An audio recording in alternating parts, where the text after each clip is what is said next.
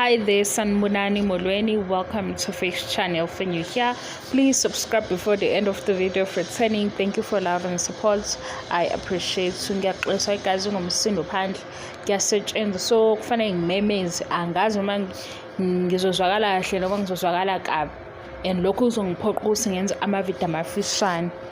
Nginemibuzo kuphela nje namhlanje. Ngizoba nemibuzo kakhulu, yeah.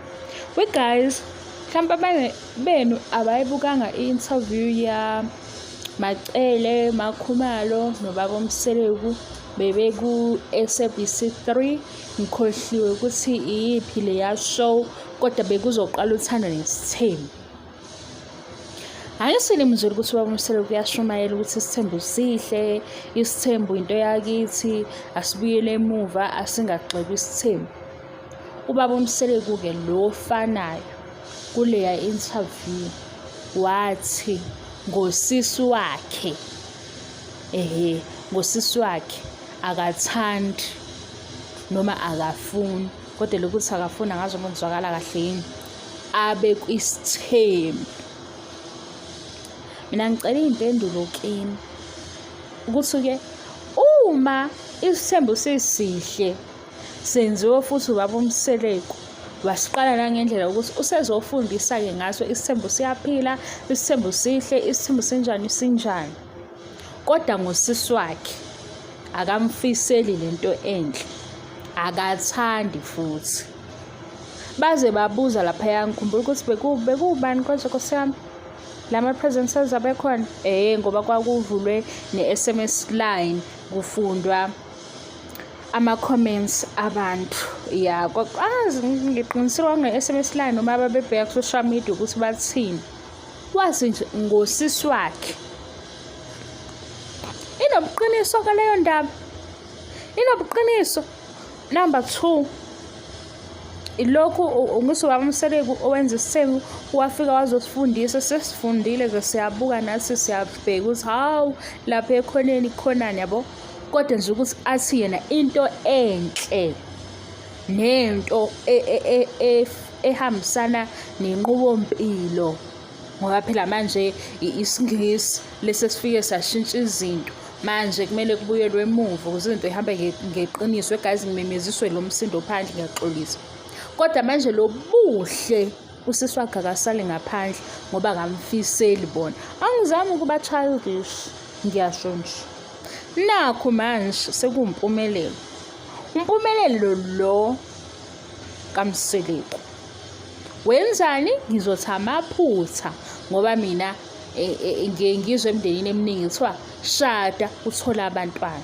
Yingakho kuze kwavela nokuthi khona inhlawulo ngoba manje sekunezinto zenze eceleni kanti kube ushadile waba nabantwana bengeke uzuqale lapho. Right. Umelelo utholisa abantwana izingane zakweminye imizi. Uthini ke ubaba Mseleku? Uthi ku social media abagxeka umpumelelo yingoba bahlulwa yilento ayenzayo. Kodwa mase kufika usineka Mseleku oyintombazane, ubaba Mseleku ukhuluma udiniwe ukuthi ke ayingaphenduki umuzi wakhe kube kanjani. Guys, likhona leli gama, awungaphenduka umuzi wakhe wenziwe into angayazi ngendodakazi yakhe. Kodwa umfana wakhe mayekhulelisile thina asibuki ngoba sifunda ukuthi uqala isithembu. Number 2. Number 3, kulento yenziwe umpumelelo angithi ubaba Mseleku umshayela ihlombe. Sosho kanjalo uma sizovela ne-comment yokuthi nimgxeka ngoba wenza into enihlulayo, unesibindi esisabekayo lo mfana. Lento yenziwe umpumelelo uyishayela ihlombe, right? Aye kulwandle, ulwandle indodana yakhe futhi afika athi kulwandle njengoba uzoba umholi bheka ukuhamba kwakho, njengoba uzoba umholi awenzi noma yini. Ngisho sekhuluma ngale ngeziphiwo zabo wakhuluma kanjalo kodwa ekhuluma nolwandle eceleni wathi awuzukwenza noma kanjani, kuzofanele ukuthi ushade kuqala. Okay ke we guys, ubaba yini Number 1 uthi usisi wakhe akamthandeli ukuthi naye ezwe ubuhle nobumnandi besithembu. Ngempela usisi kaMseleki kungathi wagcine ephumile kuleso sithembu wayengene kuso. Ngapha uSneh akafuni ngayo, kusho ukuthi akafuni ngamantombazane akhe njengoba ewumzali. Kodwa abanye abazali abamukela ukuthi-ke eyakhe indodana ngoba iyakha. Abalinde ukuthi kuyakhiwa. Hayi bandle wegazi mina ngizosala. Ave ngizwi ngaleyani nje. Mase kuba ukuthi unumber 3 ulwandle. Izeluleko azitholayo ezikhomba ukuthi lento enziwa uMpumelelo ayikho. Ngizwa kahle. Ulwandle izeluleko azithola kubaba wakhe zikhomba ukuthi lento eyenziwa uMpumelelo ayikho. U4-ke uMpumelelo yena lowo onabantwana akanaso isithembu, unazo iy'ngane kodwa ubaba wengane. Ulapha kuma radio stations ukhuluma ngesithembu angenazo. Akanayo ngisho u-first wife. Akanayo-ke nje noyedwa-ke asethe nazi iy'nkomo eziwu-4 noma eziwu-5. Kodwa nje ukhulumela ukuthi yena uyingqwele, uzitshela ukuthi uyingqwele. Uyindoda emadodeni yena, uyinsizwa. Kodwa iziphi izinto zakhe? Niyakhumbula laphaya kudlalwe ibhola leli belenziwe beqhathwa ama-artist.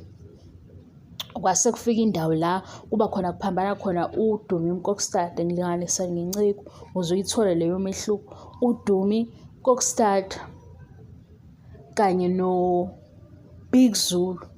uBig Zulu wakhuluma wathi lo mfana kwathi social media akusiwumfana loyo. Wabuya uBig Zulu ngoba vele wayezoyichaza le ndaba wathi ebholeni kusuke kuzogijima. Uyakwazi futhi uyakuhlonipha ukuthi ushadile. So lelo mfana liphelele egroundini. Lona komunye osifundisa ngesithembu uhamba nalo ngoba akakabi ngisho nayo unkosikazi umfana wakaMseleki. Kodwa mayebhala baze bantshontshe ngisho bantshontsha ama-praises asekhaya elikhulu. Mase bebhala laphayana lezi zinto engathi izibongo nakubona lokho bethi bamenza sabukhaya elikhulu. Bebhala ukuthi nani Makundane asemzumba ngazi kanjani.